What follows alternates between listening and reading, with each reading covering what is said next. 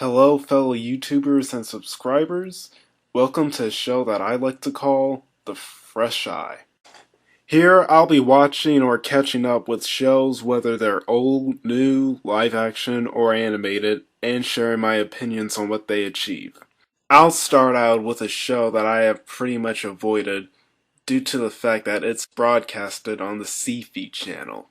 The show in question is Warheouse 13. And as of now, there are only 3 shows I've watched produced by the Sci-Fi channel. Eureka, Battlestar Galactica, and Haven, one of which I feel is an excellent show, and the rest are a bit lackluster. I'll talk about those shows eventually, but let's see where this one lies in my opinion. So what I found interesting with how the first 15 minutes of the show starting out was that it felt like the last 15 minutes of a previous episode or TV film. Something along those lines. It starts out as 2 situations taking place in a museum with a robbery in progress and the president arriving, with an artifact being stolen by a weird looking man, a government agent being fired and is relocated to another facility that could use his talents. Gee, wonder where I've seen this before. And with the female member of his Secret Service team coming along to this new location called Warheouse 13. It's revealed to be a massive underground storage facility where all the Raiders of the Lost Ark jokes are stored.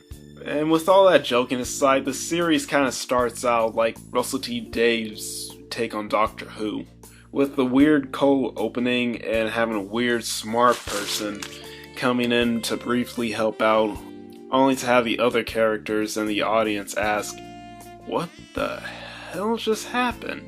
and later exploring said weirdness. Except for the crazy-haired gentleman, who may end up being my favorite character in this show, our 2 attractive gender leads are, in my opinion, a mixture of every new age gender-based role that has been done to death and reverse attributes of Steed and Peel. The guy is practically down on his luck in his job, but is considered to be the fun one, whereas the woman is more hard-pressed, focused, but has a semi-charming adult demeanor. At least that's what I perceive. Now, there are 2 things that I begin to notice with the mechanics of the show. That simple looking things turn into unexpected consequences.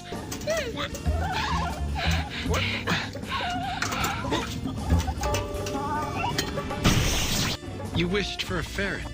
And the overall style seems to be gravitating for a steampunk feel, with a Skype-like device in an old can, and the weirdest gun that I have ever seen. So the first mission that the characters go on is investigating a domestic dispute in Iowa, where, according to their manager, may be caused by a dangerous artifact. Once they meet this guy, he starts hulking out from repeating an ancient Italian sentence that was written inside of an old book.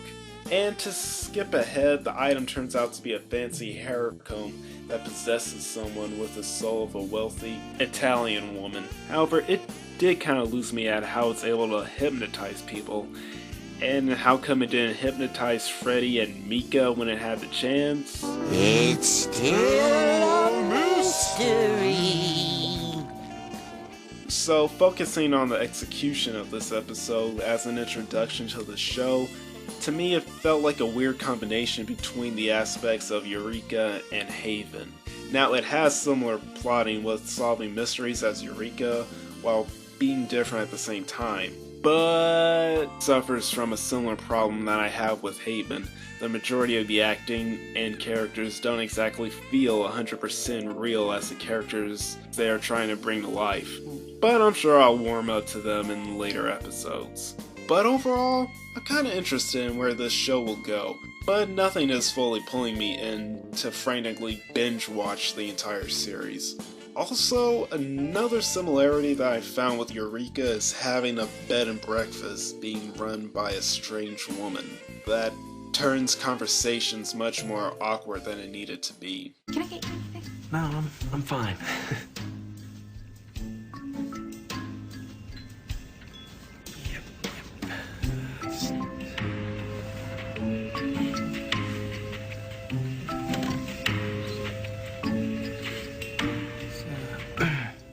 okay.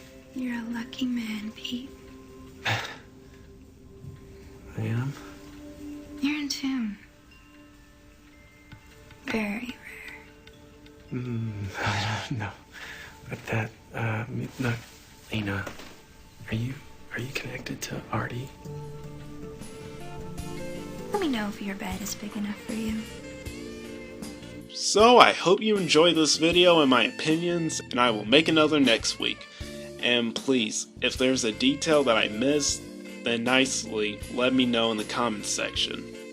And please refrain from spoiling this show. I will get to future episodes in time, just be patient. Oh, and also keep a lookout for 2 other videos I'm trying to do. A double review of Warheouse Down and The Lone Ranger, and my top 5 Marvel concepts that should be animated shows.